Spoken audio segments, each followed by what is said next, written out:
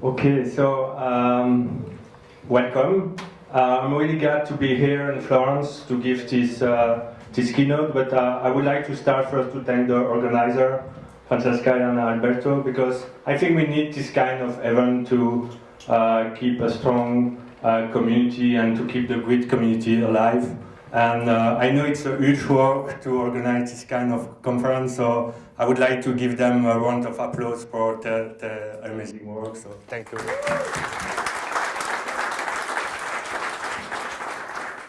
So my name is JulienDramaix. I'm engineer at Google in the Grid team, and I will give you today the keynote and give you some news about Grid and the future of Grid. If it works. Yeah. So I would like to start with a kind of retrospective. Last year, the keynote was given by Daniel Kurka, and this is the slides from Daniel's last year keynote. These slides contain a list of items that we promised to deliver during this year. So I propose to go through each item of the slide and check what has been done or not. So let's start with the first item. It's my favorite one. It's Google Closure Style Sheet. We introduced Google Closure Style Sheet in Grid 2.7. But at that time it was flagged as experimental. This is not the case anymore, so we fixed several bugs, and now GSS is considered as stable. And it's very stable because we use it in production at Google, and all the application at Google have been migrated to GSS. And also in Grid 2.8, we have officially decided to deprecate the old CSS resource syntax. So that means that we'll not fix any bugs with the old syntax, and it's even more than that, is that the code for the old CSS resource will be deleted just after the Grid 2.8 release. But we don't turn on the GSS support on by default in Grid 2.8. The only reason is that we want a simpler and smoother transition to Grid 2.0. We want to avoid that people doesn't migrate to Grid 2.8 just because they don't have time to migrate the application into GSS. So what's happened is the old CSS resource is still the default in Grid 2.8. If you don't turn GSS on, you will get a compilation warning, the error warning message, during the compilation. But GSS is not the default. It will be on the next release. But you have to turn it on for one big reason, is that GSS improve the CSS of your application because it detects the error in your CSS sooner. In fact, the GSS is stricter than the old CSS resource. So if we have not well-formed CSS in your application, GSS will be able to detect that sooner than the old CSS resource. And also GSS is more aggressive in terms of optimization, so that will reduce the size of your application CSS. So if you don't use it, you need to migrate now. It's an order, yeah. Let me just present you the new feature that were not present in Grid 2.7, and now it's present in Grid 2.8 with GSS. We have introduced the for loop in your CSS, so now we can we can use this kind of for loop in your CSS, and GSS will generate automatically the CSS code to that. It's really useful, for example, to build the grid system, for example, in CSS. We have introduced a new concat function, and yeah, it's for doing concatenation between string and variable. It's very useful in this case, for example, where you want to put the host an oath in a variable and use this oath across your CSS. And we have also introduced a new annotation. You know, when you have to define keyframes, you have to define 2 blocks of keyframe, one with keyframe and one with minus webkit keyframe. Now we just have to define 1 block, and GSS will automatically generate both blocks for you. And here we can talk a bit about the optimization. You know, I said a few slides ago that GSS was really aggressive in terms of optimization. You can look here, for example, the from keyword has been replaced by 0% because it's just 2 characters less than from. The 0 pixel is replaced by 0. We don't need the unit if the value is 0. And we remove also, for example, the semicolon in the last rule in a block because it's not needed in the CSS specification. So that means that your CSS will be smaller at the end. So Google Style Sheet is done. Let's talk about the compile time, and let's review what we improve in this era for Grid 2.8. In Grid 2.7, we have introduced super def mode with incremental compilation that speed up a lot the compilation of your application in super def mode. I mean, not the first one. The first one is still a full compilation, but each time you change something on your application and that you reload your application, Grid is able to recompile only the part of your code that changed. For give you an example of improvement in terms of speed, if you take Google Inbox, before to have the incremental compilation, each compilation in super def mode took 30 seconds. And now it just takes 3 seconds to compile Google Inbox. Yeah, this is a graph for that. So this graph is an aggregation of the compile time of several applications in Google. And you see that when we introduce incremental compilation, the compilation was more or less 30 seconds for all the application, and now we are more to 3 or 5 seconds.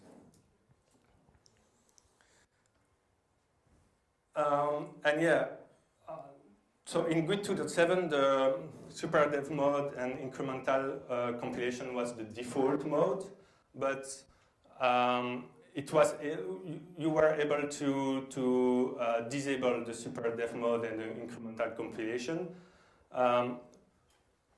All the Grid applications at Google use super dev mode with incremental compilation, so it's pretty stable, it's pretty fast. So if you have opt-out for that, it's now time to change that and use super dev mode with incremental compilation and don't use dev mode anymore. We have also made another improvement in Grid 2.8, and this is about the disk caching of what we call the minimal rebuild cache. In fact, that impacts the first compilation in super dev mode. That means that when you restart the process of super dev mode, it's able to read some stuff that super dev mode cache on the disk and speed up the first compilation. So now the first compilation is faster than before. So for Google Inbox, we don't wait 30 seconds even for the first compilation. Let's talk about the production compilation improvement. In Grid 2.8, we have introduced a new optimizer framework. So to explain briefly how optimization works in Grid, during the compilation, we have several optimization paths that traverse all your code and decide if we have to optimize some part of your code or not. And each time an optimization is done, because the code has changed, we rerun the optimization process until everything is optimized and we have nothing to do. And we have introduced a new, smarter optimization framework, and is smarter in the sense that each time the code changes, rerun the optimization process only on the code that is impacted by the optimization. So that means that the new optimization process doesn't traverse all the AST each time it runs. It just traverses the code that has been modified. And we have this new optimizer framework has a huge impact on the large application. So that speed up the we have a 40% improvement in speed in the optimization phase, and that means that for the compilation, in terms of compilation of a big app, we have the compilation is now 20% faster in Grid 2.8 than in Grid 2.7. So it's a big improvement for big application. If you have a small application, will notice maybe nothing. And also, we have also made the optimization more precise. And so we are generating now still more optimal and smaller code than before. Interop with JavaScript. In Grid 2.7, we have introduced an experimental version of JS interop. So JS interop is used to interoperate with any JavaScript libraries. And in Grid 2.8, we have implemented the final specification of JS interop. And this final specification is not longer experimental. It's enabled by default. And this is an example of this new specification. So imagine you have a class bar and you want to expose your Java object to a JavaScript library. You just have to use one annotation on your object to say, okay, this is a JS type. And that means when you add this annotation, all your public API of your object is exposed to JavaScript. And so that means that if we have a JavaScript code somewhere outside of the Grid application that want to use your class, is able to call your constructor to construct your object, and you can use any public field or any public method. But JS interop is also a two-way street. So you can export your Java object, but you can also but expose any JavaScript API in your Grid code. So for example, here, this is an example with Grid query. Imagine that you had the jQuery. Imagine you had the jQuery source code, the JavaScript source code in your application, and you want to use jQuery in your application directly. You just create a class jQuery, and you put the annotation JS type, and you put the attribute is native to true. That means, okay, all the implementation of this class is done on the JavaScript side, so the Grid compiler doesn't have to generate anything about that. And you define the API you want to use in your application. So in my example, I will use the CSS and attribute method. And here, I've just had a static method that allows me to access the global jQuery object defined on the Windows object. And then when you do that, you can use jQuery like you will do in JavaScript. So you import the static method and you can use jQuery like in a JavaScript code. So if you want to know more about JS interop, I will give a presentation at the end of the conference about JS interop. Then I will show you during this presentation how to build an Angular application just by using Grid.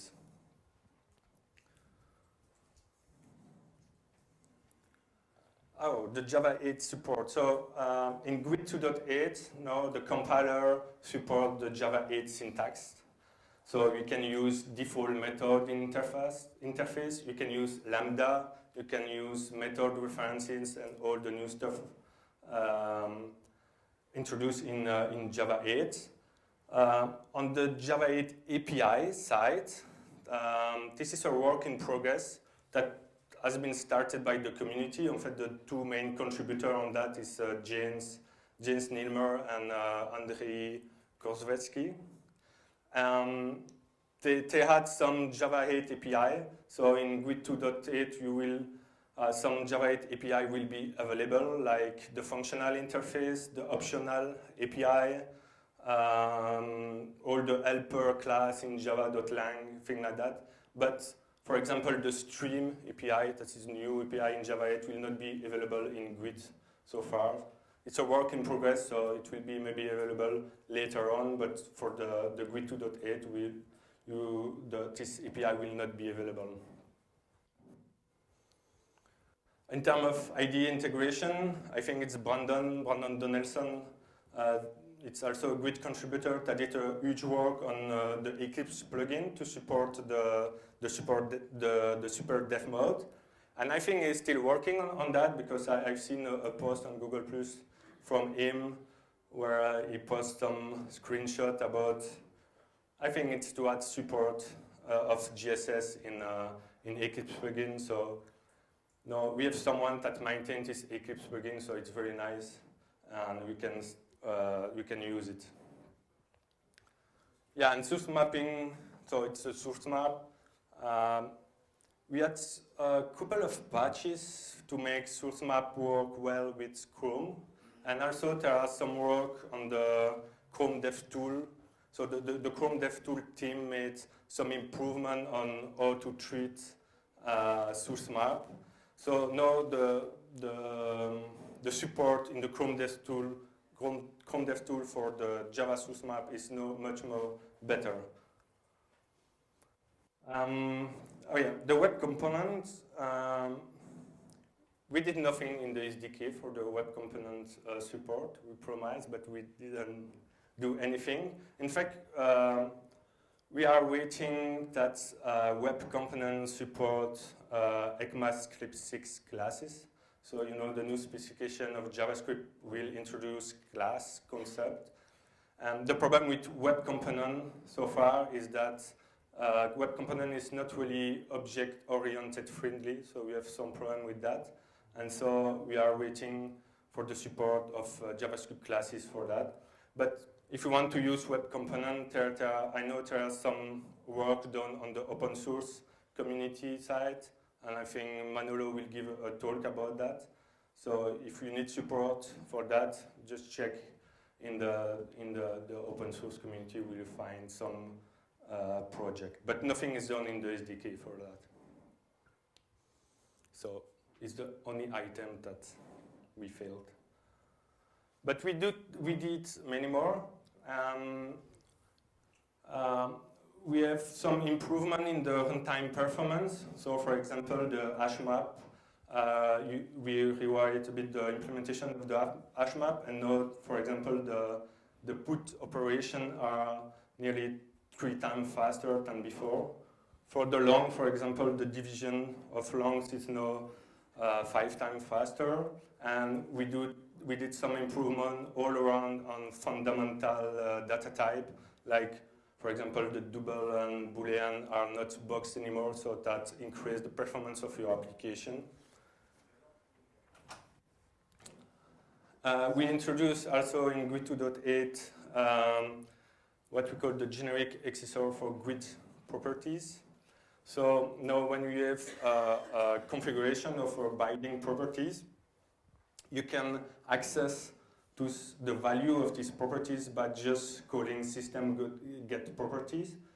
It's very nice because before that, you had to put your logic in a Java class and create different implementation, and then create a different binding in your GUID.xml. So that means that in your GUID.xml, you add some XML code that say, okay, if we are in Internet Explorer 8, use this implementation of this class, otherwise use another implementation, and then you had to go GUID.create to get the right instance of the right implementation of your class.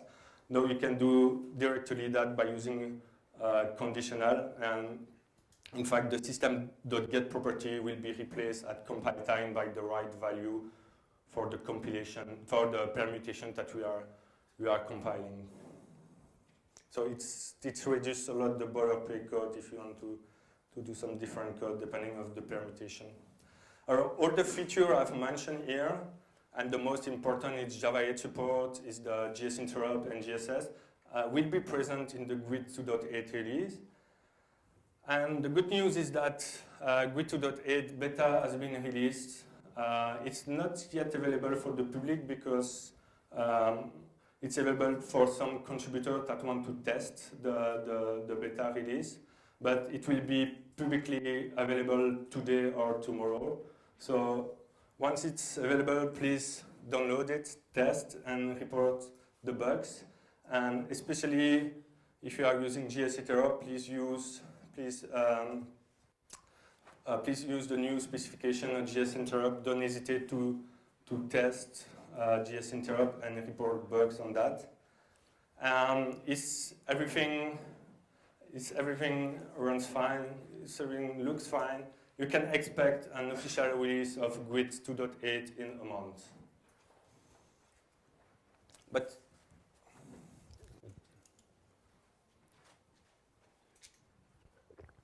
let's talk a bit about the future. And let's start with several observations about Grid. So Grid has a lot of burden, and the thing is that Grid is 10 years old. So 10 years old for a framework is very old for a web framework.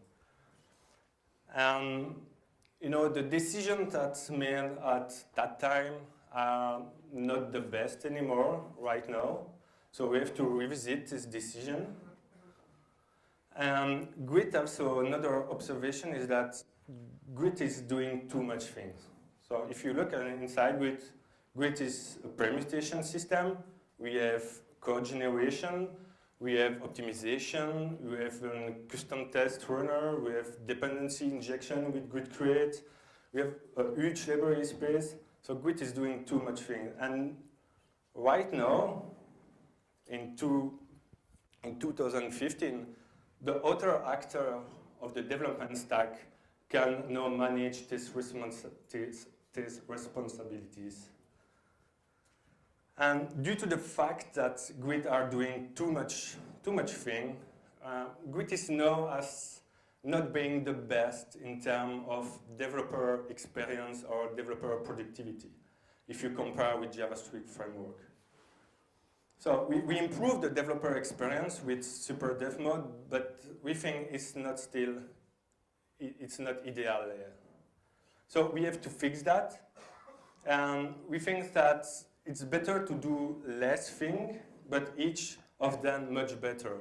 And it's why at Google we are developing a new Java to JavaScript transpiler. Its name is G2CL for Java to Closure, and we have to pronounce that Jackal. Is the code name of G2CL. What is Jackal? Jackal is a source-to-source transpiler. That means that Jackal will take Java 8 code as an input and will output readable ES6 JavaScript code with just closure style sheet annotation because we will use the closure compiler. Jackal is targeting modern JavaScript feature. And the main requirement for Jackal is that Jackal is blazing fast. Because we are outputting one JS file by Java class, if you change something in your Java class, you just have to rewrite this Java file. Jackal is also fully integrated with the closure compiler. And all the optimization, the linking, and things like that will be made by the closure compiler and not by Jackal anymore. What is not? Jackal is not, like I said, an optimizer or linker. We have the closure compiler for doing that, and Closure is doing a good job on that. It's not a dependency injection, so that injector, that means that things like grid.create will not exist anymore in Jackal. If you want to use dependency injection, no, we have good dependency injection framework in Java like Dagger or other things like that. It's we don't make any code generation in Jackal.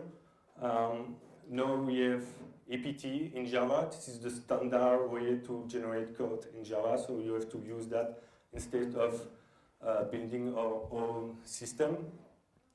And Jackal is not a web toolkit, so it's just a transpiler. So if Jackal will not be aware about DOM and things like that. If you want to access the DOM, you will have to use Elemental, for example. I'm working right now on the new version of Elemental, and this version will be based on JS interop. So if you want to interact with other JavaScript library or JavaScript API, you have to rely on JS interop for doing that.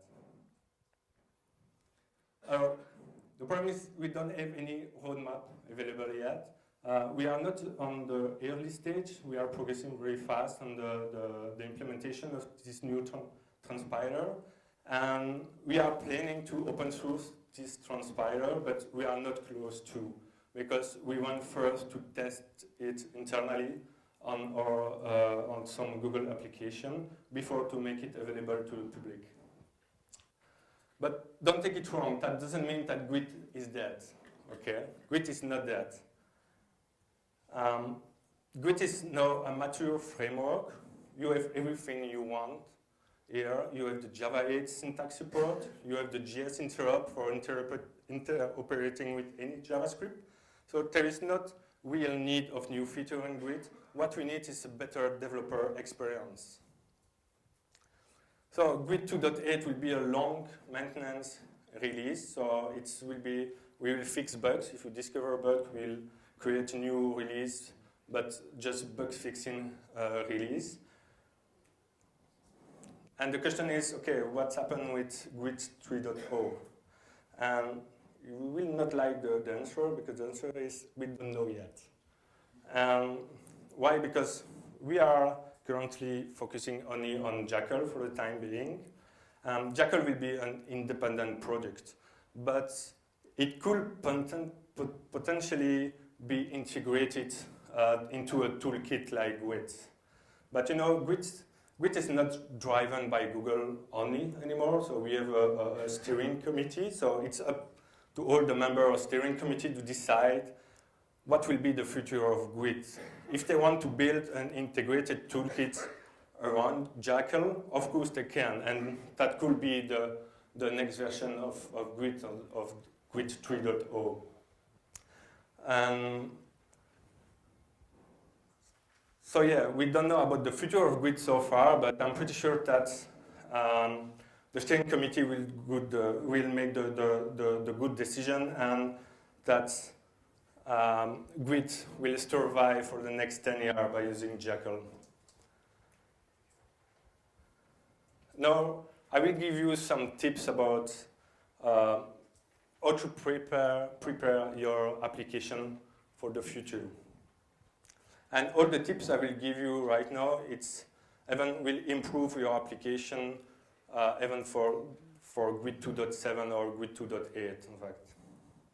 The first thing is that use JS interop instead of JSNI or GSO. JSNI and JavaScript overlay type will disappear anyway in the future. So just use JS interop. Anyway, it's easier to do things now with JS interop than with JSNI. Yeah, use EPT instead of the Git generator. So that means that the Java code will be generated before the Git compilation, so that will improve a lot your Git compilation.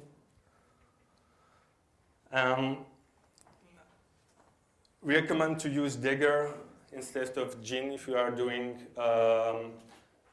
dependency injection, just because Gin use a lot Git generator. So Gin will not work anymore in the future. So use Dagger. Dagger will generate pure Java code that is transpilable by Git. So you can use Dagger instead of Gin. And Gin is not really maintained anymore. So we don't have to expect that people change something on Gin. And my last advice is to use use modern framework instead of classic Grid libs. That means that everything that is in Grid user.jar, you should avoid to use it. If you want to access the DOM, don't use Grid user for doing that. Use JS interop or use the next version of Elemental for accessing the DOM. There's plenty of very cool framework on the JavaScript community, like Angular, for example, that you can use to build your Grid application. And that's it.